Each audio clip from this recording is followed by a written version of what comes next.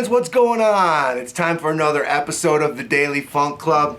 Today I want to tell you about this instrument here by Aria and a special mod that I did to it with Bartolini pickups. Now, the reason that I first got this instrument in the first place was because I thought it was cool. I thought it had a really cool retro vibe to it. You know, it's got that Mosrite copy thing going on in this candy apple red finish, and it's just got a great retro vintage vibe, and I liked it. So I thought I would get one, and I thought it would be a great opportunity to show how you can take a decent instrument, a decent imported instrument, and put in some really great pickups, and it really improves the playability, the usefulness of the instrument. Okay. Now this one, Aria, is a good brand. You know, they've been around for a long time, and this bass probably sells for about $350 on the street, right? It comes standard with passive pickups and passive electronics, and generally imported basses, that's the place where they the two places where they kind of suffer the most, I'll say, is in the fretwork and in the electronics. So by buying an imported instrument, you can take it to your guy, you know, and have the frets cleaned up. You know, it costs about $100, and you can really do wonders with that. First, that's the first process. And then the second is maybe get some really good pickups and a preamp and put it in there. If the instrument has a really good vibration and the wood resonates well, then you have a good platform to build on. You see what I'm saying? So it kind of depends on the basic quality of the instrument, but if the instrument has a good basic quality, you can put some great pickups in it, and it'll really become a wonderful sounding and useful instrument. And this is definitely one. Okay. This one totally came alive with these great pickups in it. These are the Bartolini. They're called the B-Axis exposed pole piece pickups, brand new from Bartolini, and they have Alnico 5 magnets in them. And then the preamp is an active passive push-pull 2-band with a blend control and then a stacked treble and bass. Okay.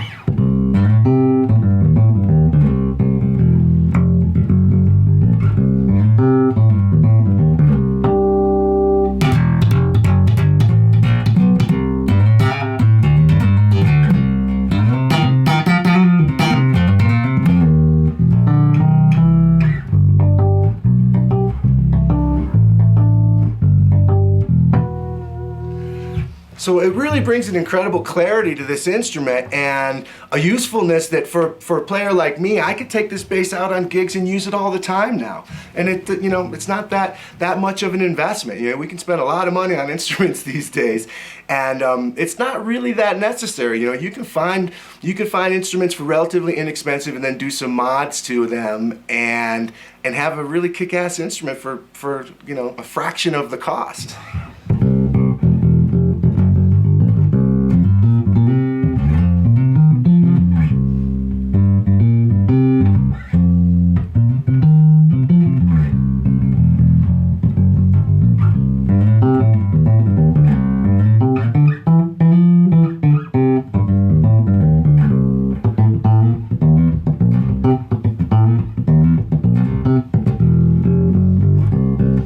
And these Bartolini pickups, I've been a fan of Bartolinis for a long time. I have them in several of my basses. I have them in my Rick, one of my Ricks, and my MTD, and you know, I've always liked Bartolini pickups. So yeah, these ones are cool. I've never, you know, these are new for them with the exposed pole pieces and the Alnico 5 magnets in there.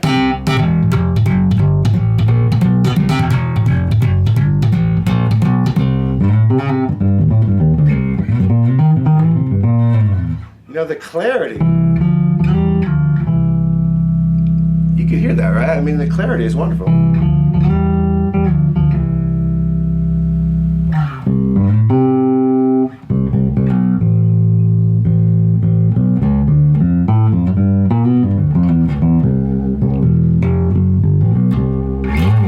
So think about that, you know, when you're going out, when you're looking at instruments at the music shop or whatever, you know, you can take into consideration if the frets are a little bit sharp on the sides of the fingerboard. Don't freak out too much about that, because that can be fixed relatively easily. The main thing is that when you play it, you know, plugged or with no amp or anything, does the instrument vibrate? Does it shake? You know, do you feel a really good vibration in the instrument? And then, you know, do you like the aesthetic of it? Do you like the way it looks? Is it the kind of bass that you're going to pick up and you're going to want to play all the time? Because that's probably the most important thing, right? You know, I could tell somebody, hey, this bass is a much higher quality than that one, and they'll go, yeah, but I want the one that looks cool, the one that I like the way that it looks. So if you like the way that it looks and you feel the vibration when you pick it up and play it, and it feels like a well-made instrument, then it's a good platform to do a mod treatment on. And this bass here was a perfect example. I liked it. I liked the way it looked, I liked the vibe, and I trusted the brand, Aria, as a brand that's been around for a long time, and I've played their basses over the years and thought they were pretty good quality for an import. So I got it, and then we did the mod to it, and now I have a really cool retro hip, inexpensive instrument that sounds fantastic with the Bartolini mod. So I encourage you to do that, go out there, have some fun, and you know, maybe if you already have an imported instrument, an inexpensive instrument of your own, consider doing a pickup mod. There's a lot of options out there, and you know, I'm really happy with the Bartolinis in this one. All right, now it's time for the lesson portion of this video. I'm going to show you something that a lot of people ask me about, and it's something that I do quite often in my playing. You know, I like the funky right-hand ghost noting style and technique, and this is something that I call the stick-it-to-bow. Stick-it-to-bow.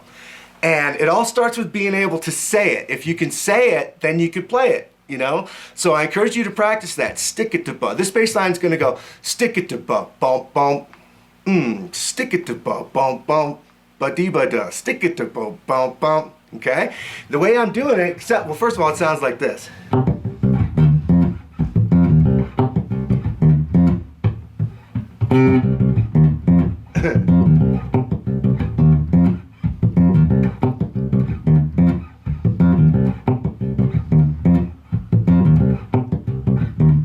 Now the way I'm accomplishing it is with the right hand here, I'm raking up, okay?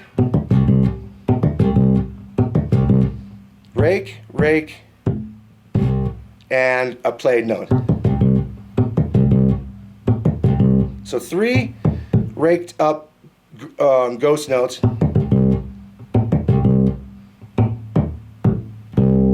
Right? So when you get to the A string, now I'm on C here. I'm using the octave, I'm playing over the octave, the 5th, and the root of C.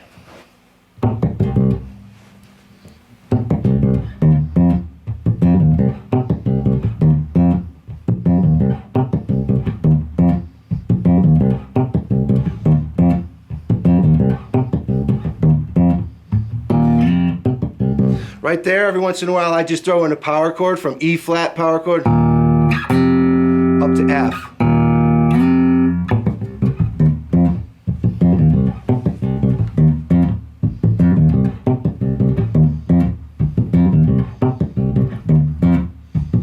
Stick it to ba.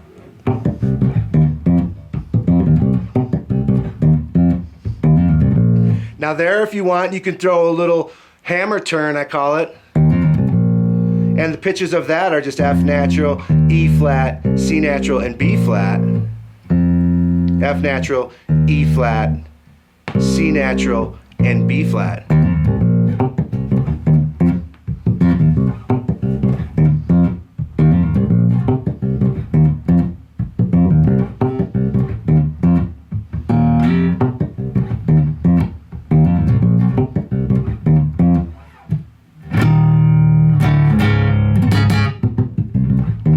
And if you want to get real courageous, you can do that that little strum lick that I did there, which is just coming down from E flat, D natural, D flat, but I'm doing like a flamenco strum, which starts with the pinky.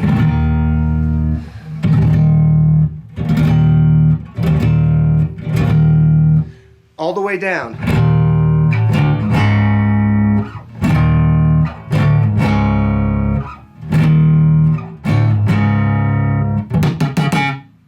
And then that is a down rake.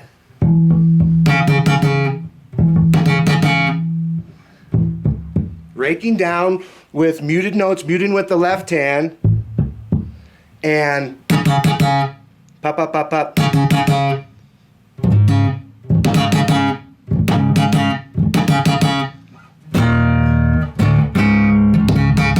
Whoops. And then right back into your stick it to bone. So here's how the whole thing goes together.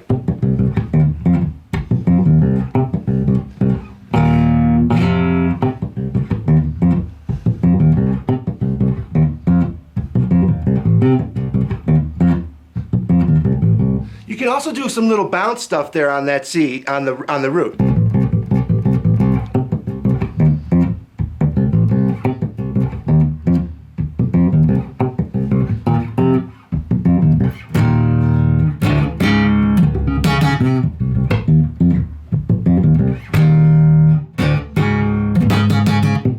That time I got it.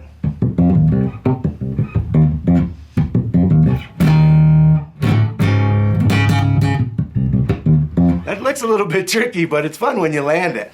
Now, that's just a fun little lick that you can try. You know, this ghost noting is fun, super funky, and you know, when it fits and when it's applicable in the music, it's a wonderful thing. It's got to make sure that we land all those subdivisions. You know, it's real important to land all that stuff.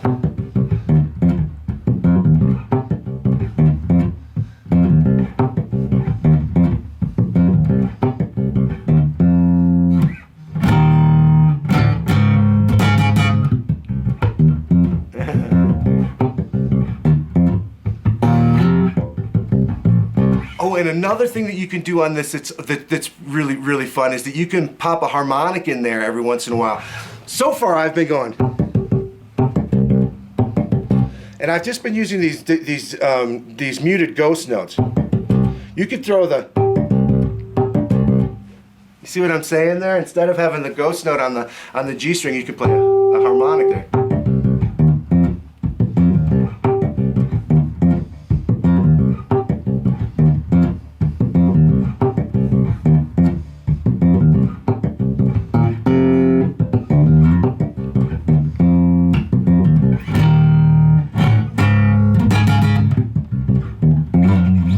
All right, friends, thanks for tuning into the Daily Funk Club, and we'll see you next time. Right on.